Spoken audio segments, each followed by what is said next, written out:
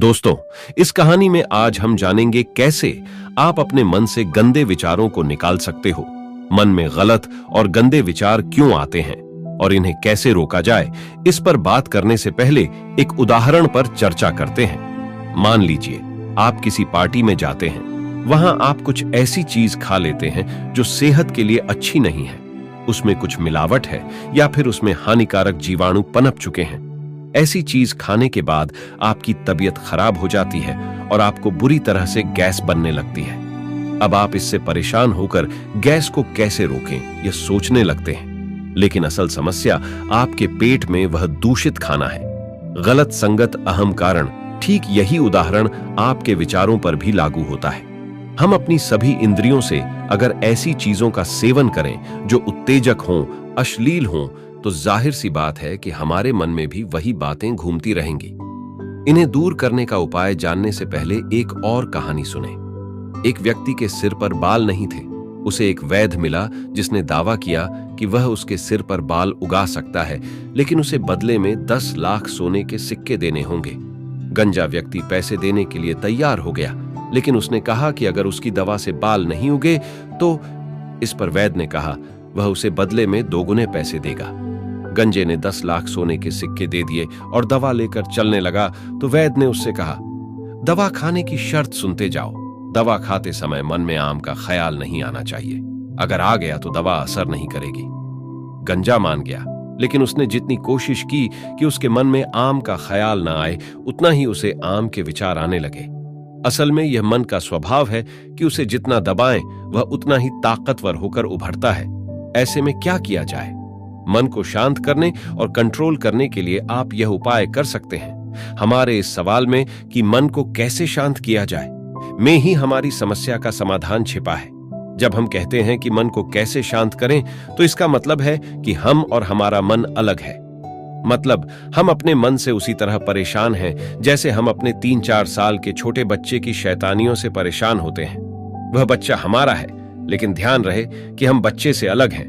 हम उसे शांत कर सकते हैं। मन जिद्दी बच्चे जैसा, तो मन को शांत करने की दिशा में पहला और सबसे अहम कदम है यह समझ लेना कि हमारा मन हमसे अलग है। मन जो कुछ कह रहा है जरूरी नहीं है कि वह सब किया जाए, लेकिन वह दिमाग में इतना शोर मचाता है कि दिमाग का दही हो जाता है। कभी कभी इतना उकसाता है कि हमें क्रोध करना पड़ता है। ऐसे ऐसे लालच पैदा करता है कि हम बिना विचार किए काम कर बैठते हैं, बाद में पछताते हैं। मन आपके जिद्दी बच्चे जैसा है, वह खुद कुछ नहीं कर सकता। आपके ही जरिए वह अपनी डिमांड पूरी करता है। उसकी एक जिद पूरी करेंगे तो वह दूसरी जिद सामने रख देगा।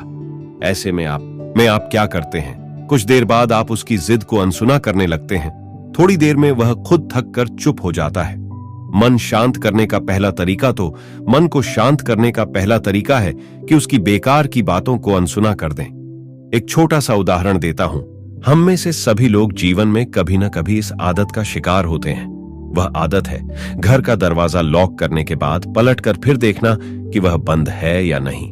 सामान्यतया हर सजग शख्स ऐसा करता है, या ऐसा व्यक्ति जो खुद को घर का जिम्मेदार मानता है। लेकिन अगर गली के नुक्कड़ पर पहुंचकर वह फिर पलट कर आए और चेक करे, फिर ओमोटो स्टैंड पर जाकर फिर लौटे और चेक करे, तो समझिए मामला गलत दिशा में जा रहा है।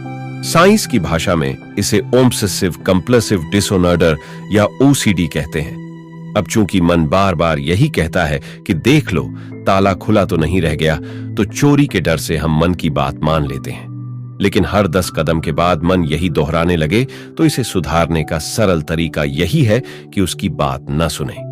लेकिन यह तभी संभव है जब हमें यह ध्यान रहे कि मन और हम अलग हैं, एक नहीं। मन को किसी और काम में लगा दें, लेकिन कभी कभी मन की हरकतें, उसका शोर इतना ज्यादा बढ़ जाता है कि हम उससे दूर बैठने की कितनी भी कोशिश क्यों न करें, खास फायदा होता नहीं। ऐसे में हम क्या करते हैं? फिर वही बच्चे वाला एग्जाम्पल लें। बच्चे की जिद से परेशान होकर हमने उसे अनसुना करने का फैसला किया, लेकिन वह इतना शोर करने लगा कि अनसुना करना मुमकिन नहीं। तब हम उसे कोई खिलौना या कॉमिक या कुछ ऐसा दे देते हैं कि वह उसमें लीन हो जाए। अगले स्तर पर मन के साथ यही करना है। आपने सुना भी होगा, खाली दिमाग शैतान का घर होता है।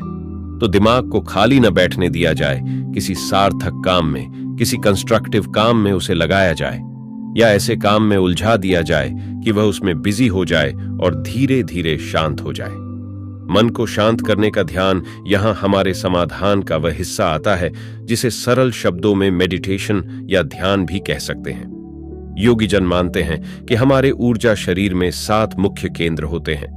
ये हमारी टेल बोन या रीढ़ की हड्डी के निचले सिरे से सिर के ऊपर तक स्थित होते हैं। शरीर के निचले हिस्से में मूलाधार चक्र, फिर उसके ऊपर पेड़ू के पास दूसरा चक्र स्वादिष्ठान चक्र होता है। उसके ऊपर नाभि पर तीसरा चक्र मणिपुर चक्र होता है। उससे ऊपर सीने के बीचों बीच अनाहत चौथा चक्र। इसके बाद 5वां चक्र विशुद्धि गले के बीच में, 6ठा चक्र माथे पर आज्ञा चक्र और सिर के टॉप पर सहस्रार चक्र 7वां चक्र है। अब इसे करना कैसे है?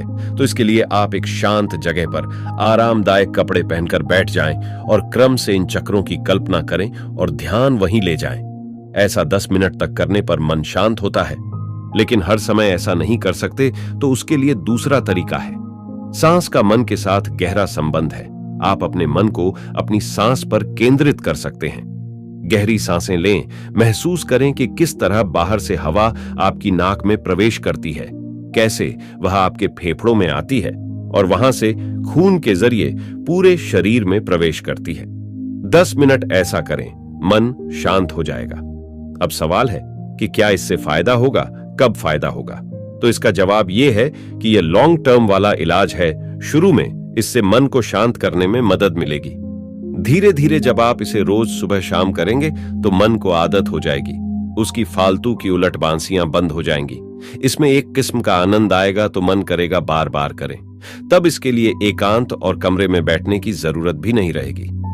दोस्तों, इस कहानी से आपको क्या शिक्षा मिली? कमेंट करके जरूर बताएं और ऐसे ही कहानियां देखने के लिए हमारे चैनल को अभी सब्सक्राइब करें।